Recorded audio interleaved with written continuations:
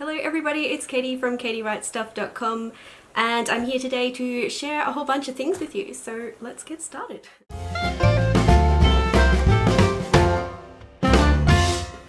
Firstly, I want to share this top that I finally finished from one of my February makes. I say finished, but I still haven't done the button loop at the back. I kind of wish I'd thought of button loops when I was doing my seamstress tag, because sewing button loops is one of my most hated things ever. It seriously takes forever and it's just a stupid loop. There's got to be a better way. But anyway, that aside, I am quite happy with how it turned out. I will stand up so you can see it with the matching skirt a little bit. Voila, there's the skirt, there's the top, and yeah, I normally wear a little black ribbon around there too. Well, just because, but I haven't put it on today because I'm lazy, sorry. And it turns out this is the very first time I've done sleeves on a sewing machine. I've done many sleeves on jumpers and cardigans that I've knitted, but I've never sewn them, and I was quite happy with how they turned out actually. I did an awful lot of hand basting to secure seams before I sewed them on this, because this is a really floaty material. If I just get the cat off the pattern so I can show it to you. Get off, silly. This little spotty number down the bottom is the one I based it on. Vogue Career 2069. It is meant to have shoulder pads, and I do have some shoulder pads, but given that I cut these out of a shirt I bought from a second-hand shop, I'd say there's a reason I'm not putting them in here. I have quite a short neck, and shoulder pads make it look even shorter. But it seems to sit okay, it looks the way I wanted it to, and I was expecting to have to redo the sleeves because I would get the easing wrong, but it went really easily, so I guess more sleeves are in my future. Secondly, a quick Sewing the 70s update. This is the pattern that I went for, the blue one on the side. Mostly because I've literally only just finished this, which means I have a week to finish my Sewing the 70s outfit, and I thought that it's literally 2 pieces with a waistband, so that would be nice and quick to finish off.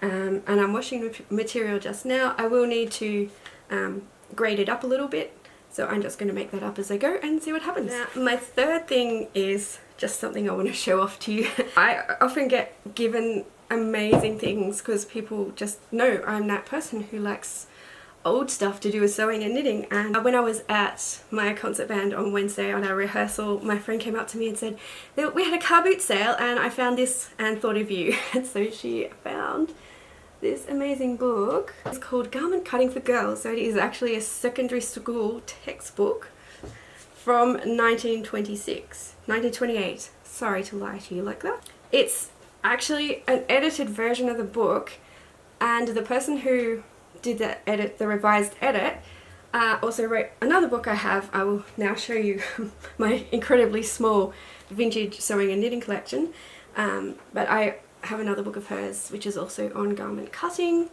which cost me $2 from an op shop, so it was kind of exciting. It's like I have a little match set, but I was so excited. It has all these fantastic patterns from 1928, which is kind of amazing. Finally, I've apparently bored my cat to sleep, so hopefully that's not happening to you too. I found an amazing pattern at a secondhand shop the other day. So that's again the birds dropping sycamore seeds on the roof. At least I hope it was just a sycamore seed. Anyway, as I was saying, I was out for a conference for work on a Saturday morning, yay, but I was in some very good company, and afterwards we walked up to look at the shops in the area that we were in, and there was an op shop, and I went in, obviously dragged my work colleagues in with me, and found this rather adorable pattern. It is fantastic, and it's actually just a couple of numbers up from the skirt pattern I've chosen for Sewing the 70s. I have quite a fondness for the one on the right hand side with this crossed over collar, and I thought I would love to make that, but what fabric am I going to use?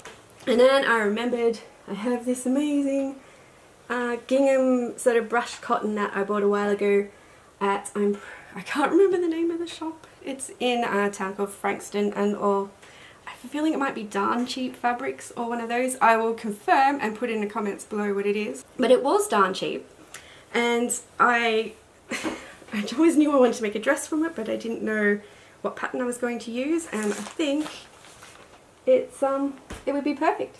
According to the back of this pattern, you can basically make this dress from anything short of like leather, and I'm not sure they're ruling that out entirely either. So that, I'm not sure when I'm going to... Oh no, I tell a lie. I am thinking of making this for the Easter spring dress business, because here Easter is in autumn, so I might be in need of a brushed cotton dress. I think that would be nice. Yeah, so hopefully I have enough fabric as well. And that is me for today. I did have something else I was wanting to do in this video, but I just don't have the time to do it. So it will be for a future video, and I hope it will be fun and you'll enjoy it. And it's something that's exciting me, so hopefully it will excite you if you're into sewing, which most of you are, which is why you're watching this video. I will be back next weekend with my Sewing the 70s outfit. If it's held together by safety pins, I'll try and disguise them really well. But I'm hoping I'll have time to really work on the skirt, which should be simple, and the jumper will be a bit longer because obviously it's hand sewn, but hopefully it'll all come together by next Sunday and I will show it off then. In the meantime, happy sewing and knitting, and I'll see you all again for Sewing the 70s. Bye. Oh, that's right, I have a remote.